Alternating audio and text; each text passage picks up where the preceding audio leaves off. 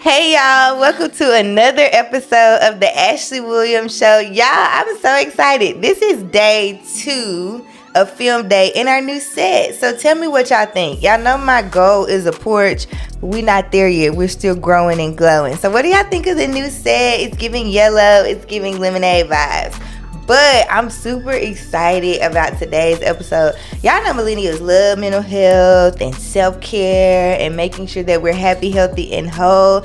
And I'm so excited today because it's not always about your nails done and your hair did. Sometimes it's actually working on the heart. And today we're going to be talking about overcoming trauma. And I'm super excited about today's guest because I think she has a very unique story. So welcome, Chandra. Thank you. I'm so excited. Me too. Okay, cool. So the way that I kick off every episode, and I'll give you an opportunity to introduce yourself during this segment, but it's the Lemon to Lemonade segment, and it's where you share a trial that you've turned into a triumph. And in the way, when you're telling that story, you can do your introduction. Okay. So, what's your Lemon to Lemonade story? So, lemon to lemonade, I honestly don't believe in having a lemon to lemonade story. So maybe a lemon to Anna Palmer, but lemon to lemonade, no. The process to make lemonade to me is a sweet process. Everybody enjoys the process of making lemonade. My favorite part of the fair, or even the year, we look forward, me, my kids, and I, to the fair, and we love to just get lemonade. No matter how much the lemonade costs, to see them squeeze the lemonade, prepare the lemonade, like it's an enjoyable process. The lemonade is good. Lemonade to me isn't hard. It's harder to make on a Palmer to mix the two.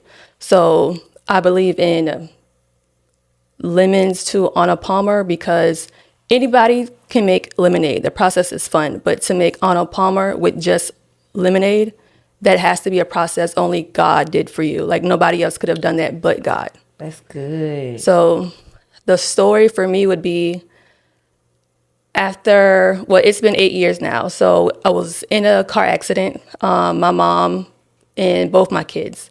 My mom died on impact. My kid died at the scene. He was brought back to life. And my son, literally his face was ripped apart and whatever pain tolerance he had, he was awake throughout the whole thing. So just leaning on God not even leaning on God that entire time. I didn't know God then, and I found him throughout the process. So the lemon, the sour moment in my life would be losing my mom at a time where I thought that I would never lose her. That was my all, my everything, like everything that I've worked for ever in life. It was to please her, to show my mom that I could do it. She's always believed in me, always had so much faith, always knew that I was going to be the one to carry the family, to do a thing in the family. So to just lose that part, that was the sour moment in my life, and trying to figure out how do I go on? How do I be a mother without my mother present? Like, the questions that I need to ask her, what to do, like what's right, what's wrong, what's next. I no longer had that. The process of my kid being dead on the side of the road, having somebody revive him, we're in the hospital for 3 months. Not that I didn't care about what was going on with him, like I cared a great deal. He was hurt, but he was alive, and I also didn't have my mom. So a part of me was distant from him in that process. Throughout the 3 months, I believe he started talking again the second month. In Choa in Atlanta, we went from Savannah to Choa. So while he was in Choa, a parent had to be there just because, but I had actually just lost everything throughout that process. And I'm laying on the couch, and I believe it's every morning they come and get him at 8 o'clock in the morning. So from 8 to about 4 o'clock, like he's not with me, he's gone to therapy. They're just doing anything they could to deal with him. And I am just on the couch. I'm laying there. Everybody thought I was okay because the clothes that I wore.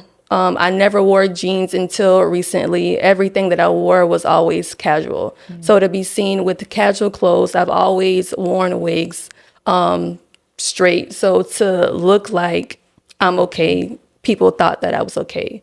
But there was one guy, one of Cameron's therapists, who came and got him every morning. He always left the door open. Like he knew what I was going through. Like, you've lost somebody. Yeah, that's fine, but you still have to get up to deal with your kid. So every morning he left the room, he left the door open, and to pass by, there's noise, I would literally have to get up to do something. One of the breaking moments, I would say the churning process in making the lemonade or the Arnold Palmer would be going to a therapy session that was held every week. We were there for 3 months. I went my last month there. So the third month I went, everybody was to explain why they were there. A kid's hospital, like everybody has something wrong, right? I didn't feel like sharing my story, and I actually didn't until the very end. The only one day I agreed to go. Someone spoke with me right after. She prayed with me, and then she gave me $20, and she said, before I give this to you, I'm gonna pray with you. So she prayed over the $20. And after that, things started happening all in twos. So like I was getting help. People were giving me money for things, and it was literally $20, $200, but everything only in twos. So it was at that point where I'm like, okay, so God is real, obviously. Here we are, we're praying. It was at that moment that she showed me, okay, God is real. Like, I understand whatever you've been through, you don't feel like it. Like, you've lost your mom, things are going, your kids, things are going on in the world. So at that moment, like, I found God. So going to church, in the Bible, just started reading, just listening to different people is how I felt like I began to make, an Arnold Palmer. I feel like once you are on a road to do anything good, you're going to get dragged throughout a process of anything. So I felt like God he dragged me through the mud while holding a lemon. So if I'm holding a lemon, I'm getting dragged through the mud. Here it is. My lemon is dirty. So in the process of just thirsty, wanting more, here I am just calling out, searching for more of what made me feel better, and it was the Bible. Have I overcame that situation in any way? I don't believe that I actually have, but it got better. Like, I knew. So to say that just have I overcame it? No. Asking for help is something that I don't think that I could have done, because I felt like nobody understood what I was going through. Any question or any statement that was given to me, I thought was fairly vague. Yeah. I understand if you ever need help, but like, no, I need help. Like, my son's in a full body cast. My mom isn't here. Like, I have things that I have to do. I need help. So when it came time for me to be assisted with help, there was no help. So just on the path of figuring out what's next, where do I go? Like, where do you go for help? Like, it was always to the Bible. And then listening to YouTube videos. I found Steve Harvey, different inspirational videos that would kind of help me mentally. So mentally, like, I got help from YouTube, no one else. But as time went on, just the thinking process, or even process in church, listening to older people who's experiencing just life. If no one's around you has ever gone through like what you went through, how do you expect them to get you through what you need to get through or what you need to go through? And just no one could. And it's still me leaning on the Bible now, not just leaning on or wanting people to have sympathy for what I've gone through. Who child? When God talk about his strongest soldier, I just want to commend you for being here today. I feel like that's a lot, and I want to appreciate you for your honesty of saying, no, this is still a journey that I'm on. I'm still making my honor palmer. I'm still trying to make that lemonade and that sweet tea and find that combination. So cheers. I don't think you're taking a sip with me today. It's okay. I'll take one by myself. I respect your fast. Oh, that was a lot. I'm sitting here trying to process everything that you said because I don't think before this show I realized that you had lost your mom as well. So if we circle back to the beginning of this, you lose your mom, and the way that you talk about your relationship with her is how I would think about with my mom. That's my best friend. We like Right. it, but like that's girl. So were you planning a services? Are you an only child? No, Okay. I have 5 other siblings. Oh, it's a lot of y'all little crew. Okay, so you weren't alone in the sense of preparing for her homegoing service, but you're also in the hospital trying to keep your child alive. But then I don't know how to deal with that because I've just lost my mom. So, like, what did that piece look like? Did you get to participate in that process? Do you feel like you were able to say a proper goodbye to her? No, because it wasn't prepared. So a proper goodbye to me would be just, hey, goodbye, to your face and not in a casket. Because can you hear me?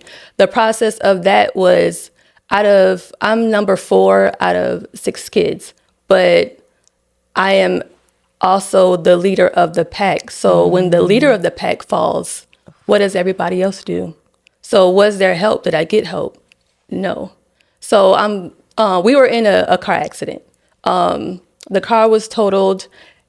After I left the hospital, I believe it's 3 days later, and I actually got put out because I had an episode, which is really crazy. I actually got in the car, came home, got in the car. Well, you know what? Before I even came home from the hospital, in there for 3 days, I had my cousins. One was a friend of mine and the other cousin. So they actually came by my bedside to help me plan my mom's funeral. Their dad, they went out to the graveyard to prepare to see where she would lay. So like I still was working, being a leader while in the hospital, just lost my mom. So the show had to go on. I didn't have time to lay dormant and feel sorry for me. So therefore, anybody was looking at me as she could do it, she's fine. And had it not been for going back immediately after the car accident, like I had a lot of adrenaline going through me. So she died on impact. And I looked at her, she looked at me. The funny story about the car accident was sometimes I would text and drive. She would always be in the car because she was first my best friend, second my sister, and she was last, a mother. I would text and drive, run out the road sometimes and laugh and giggle like, girl, I am not going to kill you. You would never wake up dead, next to me. That would never happen. So 3 weeks before the actual car accident, I did it again. I looked over. She didn't say anything. I just giggled. I'm like, you're good with me. Like nothing's ever going to happen. So throughout this process, and I feel like when I say Arnold Palmer, like I feel like Arnold Palmer is made with lemonade and then sweet tea. Sweet tea actually comes from, the ground, grains, dirt. So I feel like that is like just God dragging you through a mud. So it's mixed with lemonade. That's why it's an Arnold Palmer story. So when the car accident happens, and I look to my left because I'm driving, she's looking at me, with her eyes open. She's deceased, but she's looking at me. So again, just reverting back to the Bible, like watch what you say out your mouth. Your words has power. So my mental process was, did I actually cause this? Did I kill her? Everybody else is saying it. So did I do that? But then jumping out of the car immediately, like I lift her hand up and I told her it's gonna be okay, and it flopped down. Like I knew she was gone, but at that moment my mind wouldn't process that she was no longer here.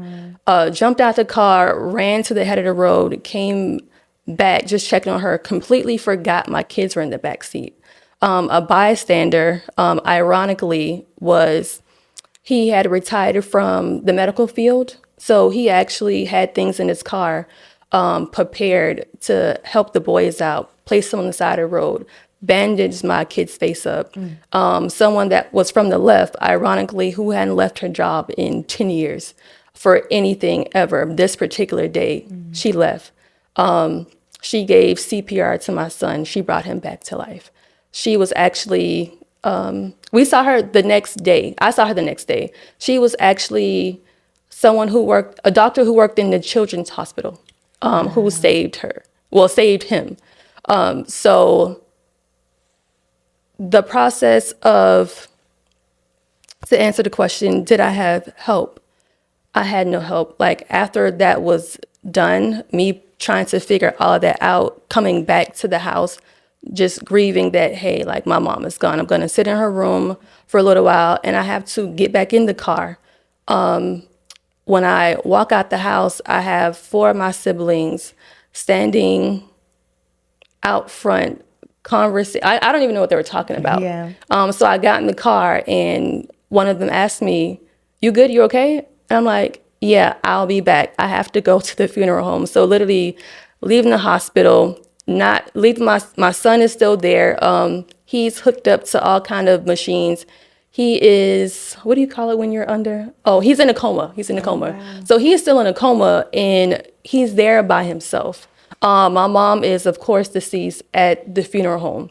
So I leave home with them standing there with no help because they knew that I had it. Like I've always had it. Even on the scene, to go back to the scene, I started to pass out, not realizing that I was passing out, and I fell down.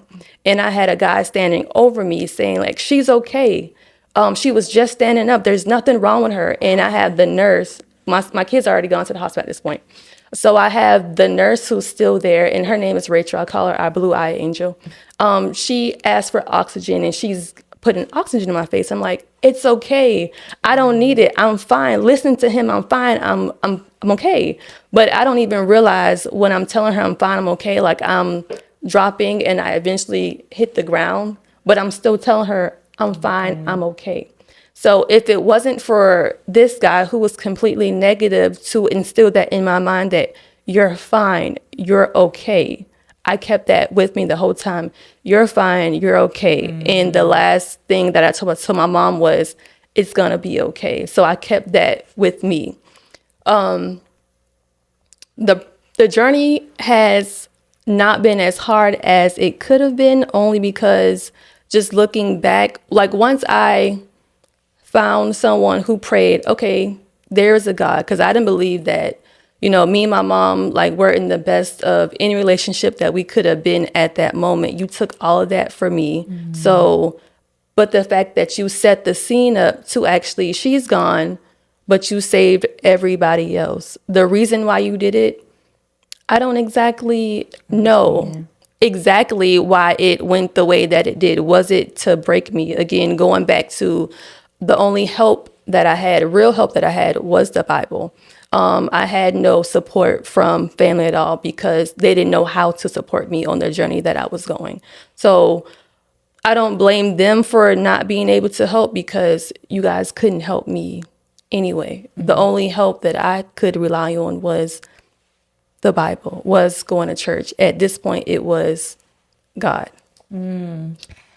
So I feel like a lot of people resonate with the fact you weren't the older sister, but I feel like you had older sibling vibes and responsibilities. And I know that you're emphasizing that the only help that you could seek was from the Bible and from God. And that's important because a lot of times we do run to everybody else instead of on our knees in prayer. So I think that that's important. However, if you were to think about if somebody else experienced the same thing and you mentioned that, like, I don't feel like there was anybody could help because they just didn't understand what I was going through. I feel like some people say things and they don't know what to say. They just want you to know that, like, hey, I care about you. I'm here. Do you think that there is a better question to ask than I need help? Do you think about, like, in those moments, are there specific questions that you can articulate? Like, yes, I need help. That's obvious. But no, I need you to come over here and sit with me. Or I need this. Like, do you think that there are better ways you as a person or someone going through those things can articulate? Or is it the responsibility of the people around them to just know or feel, just jump in where you see there's need? I think us, and I would say us as a Black community, we're so used to one hand washes the other, and it really doesn't work that way. I feel as though this process taught me God put people, like, God blesses people through people. So literally, if I help you do a thing, like, the Black community expects that same person to help them, and it doesn't work that way. I can help Ashleigh, but when I need help, it's not for Ashleigh to help me, it's for someone to help me, but it may not be Ashleigh. So now I'm mad at Ashleigh that Ashleigh won't help me because I was like, Ashleigh, I was there for you. You're not here for me, but I don't know how to be here for you, but my cousin does. Or you can have someone else that's, in the circle, someone that you meet out on the street, like any random person, like God will send to help, but you are refusing their help because, no, I want Ashleigh's help. Like, I help Ashleigh. Ashleigh should help me. Like, I think that's where we go wrong in expecting the person who we help to help us when they don't know how. So it's just knowing what you need and seeking the help that you, just being open to getting the help, receiving what you need, but not thinking that it's gonna come from the person that you helped. That's so good. I feel like I do that. I was there. I came here. But like you said, reframing that. No, like, yes, that person was supportive in that moment, but they don't have the capacity right now to help you in that way. I think that's really good. Another part of the story that you mentioned was the disconnect that you felt from your son because you were grieving the loss of your mom. How did you rebuild that relationship? What did it look like? Did you feel like he was a new person by the time he was able to regain all of his functions and brain activity was restored to normal? His brain activity, honestly, is not restored to normal. He is different. So it was a process that I just had to go through and still going through. And it wasn't until literally this year, 8 years later, that me and him are bonding. So with him as one person, another son. So we left the hospital. Well, when we left Savannah's hospital to go to Atlanta's hospital, I was there for 3 months. I had to leave my oldest son with his aunt. So he never knew, like, why he stayed. So the fact that now he's angry, you love him more than me, like, it's a back and forth. So it's just figuring out how to have a relationship with just the both of them together. Oof. Okay. So with your oldest son that felt like you were distant, are there moments where you do things just for him now to make sure he knows, like, hey, I had to be here because of this, but that does not take away from the fact that I still love you? And then how do you balance that? Because those aren't your only two. Those are. Oh, those are your only two. Okay. What's a little easy because it's only two. I thought the five was your siblings. Right. Okay, cool. So how do you balance even now making sure that the both of them feel like they have adequate time and they're getting what they need from you as a mother? How do I balance? I would say it's hard. So, like, is there a real balance in anything? No. So I just make phone calls, try to show them that I am there. Like, hey, I love you. What's going on? Do you need anything? What's next? But at the same time, like, I don't want them to be so dependent on me, like how I was with my mom, that they don't know how to navigate through life when life happens. So as of right now, I feel like these kids are really spoiled. They just want everything handed to them. And it's hard for me to try and teach them, rules, boundaries, things that I can't do for you. So it's hard for the both of them because right now I'm not trying to, I wouldn't say really bond, have a mother-son relationship. My priority now is making sure that you guys know how to navigate the world without me, like when I'm gone. I feel like we don't teach our kids or help them process grief, what that looks like after we're gone. They have to figure it out on their own. That's something that I never want them to do. Like, if I was to die right now, are you guys okay? Are you safe? Do you know how to pay the bills? Do you know where everything goes? Will you survive without me? And the answer is still no. So my only thing right now is, and they look at me like I'm a mean mom. Yeah. No, I'm trying to figure out and teach you how to live when I'm no longer here. That's the main thing that I think that we're missing.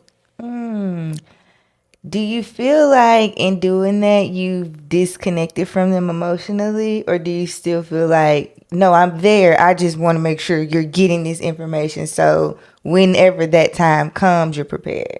No, I feel as though like we are still disconnected but connected. We're more disconnected because of it's my thing is like I've learned that we all die. We don't know when we're gonna die, but we all do.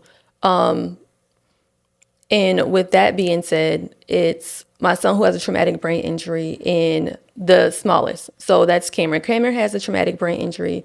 He has problems with vision with his eyes. And Kaylin has a brain injury, but it's not traumatic. He has issue with his eyes as well. So we've already been told that he's going to go blind sooner or later, but just later, not sooner. But it's always issues with the eyes. So no one knows what's going to happen. But again, I'd rather teach you guys how to navigate the world when I'm not here versus for helping you along the way and you guys being dependent on me when I'm here. Because once I'm gone, will you know what to do? Well, I think that's important, especially since they wouldn't be what the world would consider normal, right? Right. Like there's things that everybody can be taken advantage of, but they have different abilities that people could abuse. So I think that's important. And you talk about the tea and the lemonade and being dragged through the mud and how you're overcoming. How does this show up now? Like, there's been some time since the injury has happened and then the passing of your mom, but how does that show up? What are you still overcoming? I would say it's life, just trying to navigate life, knowing that life is going to be something you navigate. Like you're always going to be dragged through the mud with something. It's literally a sea of just up and down. Like even going on a cruise ship, it's up and down. Like it's you got to go down to get up. It's never good to go down, but it's always great to come up. So even through everything that I've been through, being dragged through the mud, it's an upsetting process. But the Arnold Palmer on the end, it's good. So I tell people, like literally, you're gonna go through situations where only God can help you out. You can't look for people, but in those situations, you figure out different aspects of your life that you would have never thought possible. You find out different ways to navigate certain things. There are experiences that you learn to overcome people that you meet. Out of all the things that I've been through, the car accident itself showed me that I couldn't even depend on my mom because at the end, she literally failed me and God had me. And if I had God that entire time, I could have leaned more on her. Like I wouldn't have been so down in the dumps. Like I would have knew how to navigate the world without her. So again, just pouring my all into her, leaning onto her. Like I cannot live without my mom. And technically, no, you could. I couldn't live without God, which I thought I could. Yeah.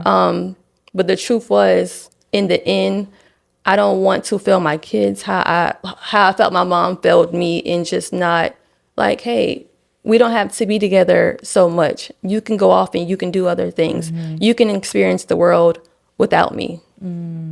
That's good, girl. I need to listen, child, because I'm like, mama. But really, you need to go to God.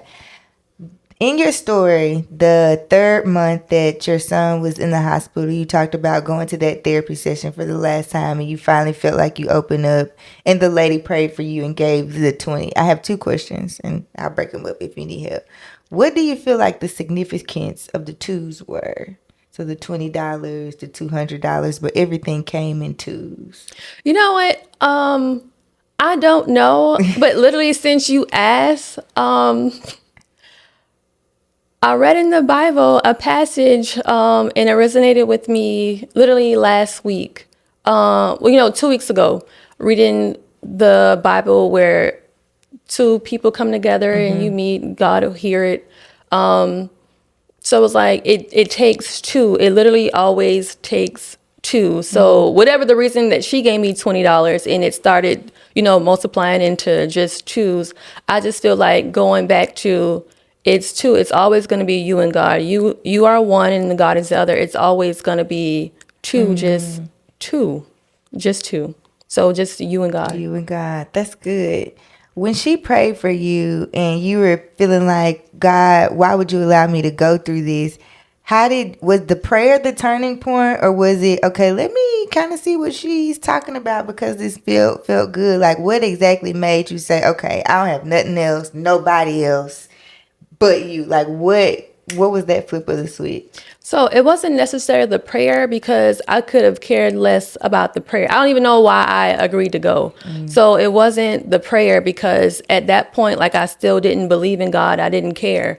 But okay, you want to give me $20? Okay, that's fine. You want to pray? Okay, that's fine. Can you hurry up so I can go back to the room, and lay down? But the reality is, like, I remember every single thing. So just still going forward and, just getting an intuition, which would have been God saying, and then just remembering like, oh my gosh, the lady prayed and now someone just came here and gave me $200.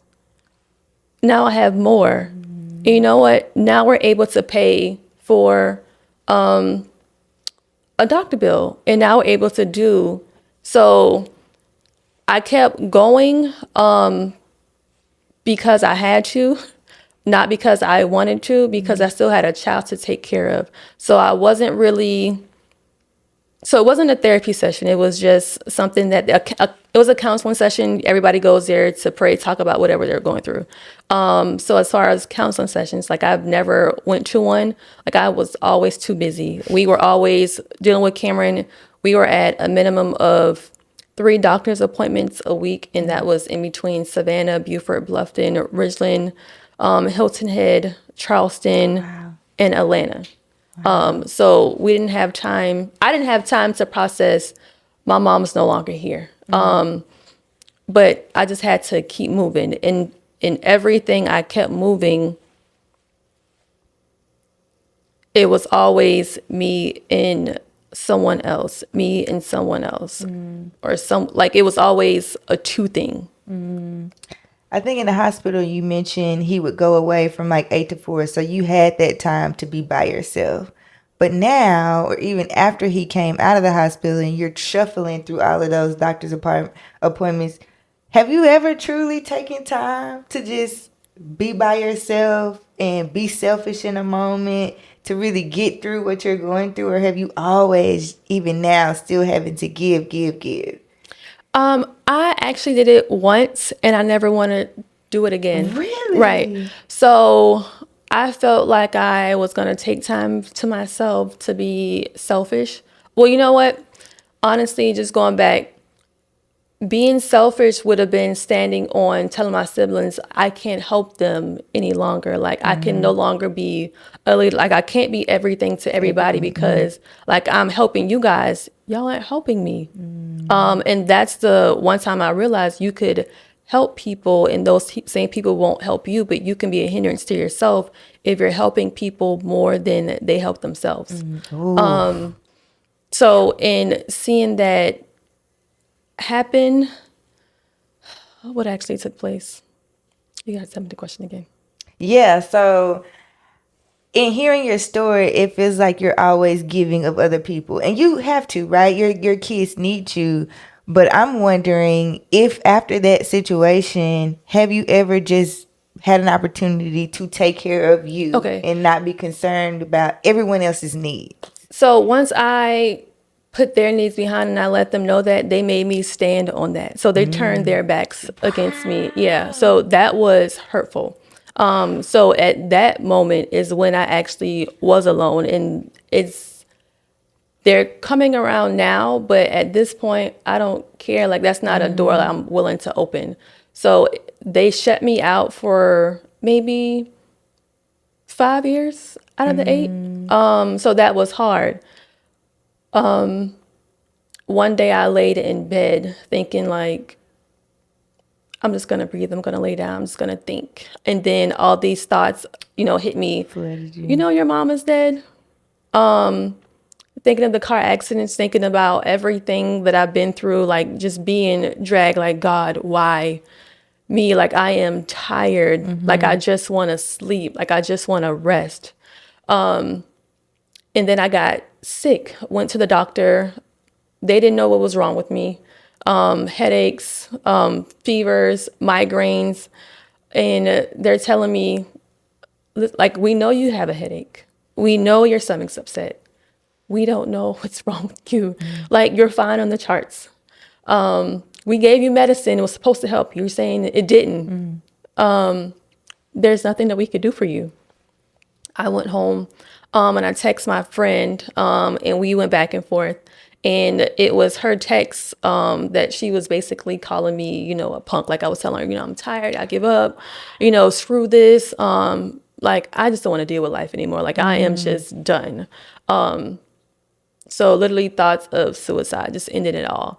And through the text, she didn't call me a punk, but it was basically like, like, did you pray about it? Of course I prayed. I talked to God, but still I don't know what he had, but he act like he ain't listening. Like, I don't know what's going on. Like, he distant, he missing apparently.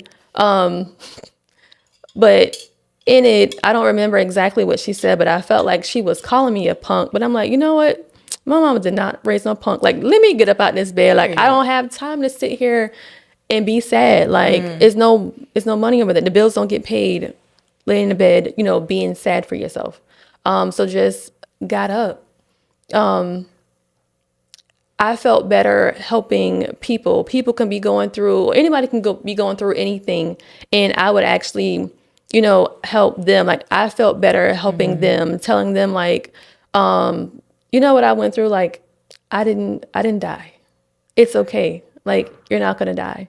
Like, take accountability. So like just reading different books, learning to take accountability for myself, what actually happened, things that went on, knowing certain things are not your fault, knowing that God will put you in situations where he will show you that he is alive, he is real, and you need to depend on him. So I felt like the car accident, him dragging me through the mud, was to show me like, hey, I'm real. I'm here. And right now I need you. Like, I need you to come out from hiding and be a vessel for other people. The things that you do in secret, I need you to come out. And you're going to have to lose your mom in order for that to happen. That's going to be the way that I paved the way for you to help other people. So that's how that all happened. I think that's so good of you being authentic about or transparent about what therapy is for you. It may not be sitting on the couch for everybody or sitting in a room quiet, don't bother me. Like you're saying, from your perspective, I find joy in helping other people get through it. And I think that's so honest and okay, because another piece of this is we make the assumption that healing looks the same for everybody. Right. And I think that's where you're like, this isn't helpful for me. I'm not getting anything. Actually, don't talk to me about it, because what you're saying is kind of making me feel worse, but it's understanding, like, to your point, that is not what I need, and being okay when people say, that's just not what I need. Right. It looks different. So thinking about helping other people and that being a sense of therapy for you, what are some of the ways that you're doing that? Just talking to people, writing. Like, I'll be on social media doing like little inspirational quotes. The one thing that I felt like reading the Bible, I felt like everybody was a business owner. I'm a business owner. Like, the people around me are business owner. They're wanting to start a business. The one thing that they get wrong is knowing that their family will support them, people will support them. And so I went out and I made a planner for entrepreneurs. And the first thing that was in there was knowing that the journey it's by yourself. You're going to do it alone, and you can't look for the people who you thought were going to be there, because they're not going to be there. God is going to drag you. He's going to drag you for a reason, and it's literally going to be just you. So it's showing them the ways of just real life, short stories in building a business and how it realistically looks. And is this journal out now? Is it available for It's purchase? not out. Well, you know what? It was out last year. And going through it, reading the short stories, I pulled it and I wanted to revamp it and just be realistic. So it was more of, again, just a learning process going through life. And I like church. I love God, but I do not like churchy people. And by churchy people, I would say that they're always using the word, the Bible, against you. I would rather you be real. You're a human. You have flaws. And as long as you're a human, you're going to sin. It's impossible not to sin if you are human, no matter how holy you are. The ones that I felt that were holier than thou were hypocrites. So I went back to the book, pulled out a bunch of scriptures, put in scriptures, and I also gave real life stories as to, you can follow this book to a T. Not that you got it wrong, but God still will drag you, and it may not work out for you this time. But go back and look at the stories, what you've been through, to figure out what you should have learned. So even a story about, friends just stab you in the back. What did that look like? What were you supposed to learn? To me, in my story, when I had a friend that did that, and it's actually in the book, it was literally to learn to put boundaries in place. Had she not done what she did, I wouldn't have known, hey, this is a boundary. This should have been a contract. So I'm not mad at her. I'm upset that that happened, but thank you, God, that this happened. Now I know that, hey, in order for me to go to the next step in business so it doesn't happen again, I'm going to need to put a few things in place. So just moving along to the next phase in life, next chapter in business, knowing that even if you go to, like, from a spiritual aspect, everybody in the Bible went through the same thing, and they were also business owners. So how did they conduct themselves? So showing people how to just navigate the world, how God would do it, but know that you're going to be challenged. Whew, that's good. I think you're so brave and, like, just not being afraid to share the ugly. Like, not many people would pull their journal down that they're selling to say, no, I want to tell a different story that actually looks like what. And I think if more people were like that, the flip side of people seeing churchy people or hypocrite people is thinking that that's God. Like, you talk about God in this way, but you act like that. So is that God? Right. And so they just turn away like, I don't want no parts. This doesn't seem real. But you're saying, no, I just got it wrong. Right. And here's my way of fixing it. So I think that's really good. And more people should be okay with being transparent about, I got it wrong. I'm not an expert. Even your pastors aren't experts, right? They just have knowledge in an area. Oh, this was so good. Every time I come on the show, I'm thinking like, I'm going to ask all these questions because I just know everything. But I'm always humble and I always learn something. So now I'm rethinking my limits to lemonade because, like you said, that process isn't sweet. So if you were to leave the audience with 3 things that either you want to share or that stood out to you, what would it be? I would say take accountability in everything that you do. Find fault in everything that you do. You have a problem with somebody has a problem with you. Just make it you're the reason and find out why it actually went wrong. What did you do? What could you have done better? Number 2 is knowing that you need people. I wouldn't say not be afraid to not ask help, but first know exactly what you need help on. And when that help comes to you, knowing that it's not going to be who you expect it to be. Help is going to come.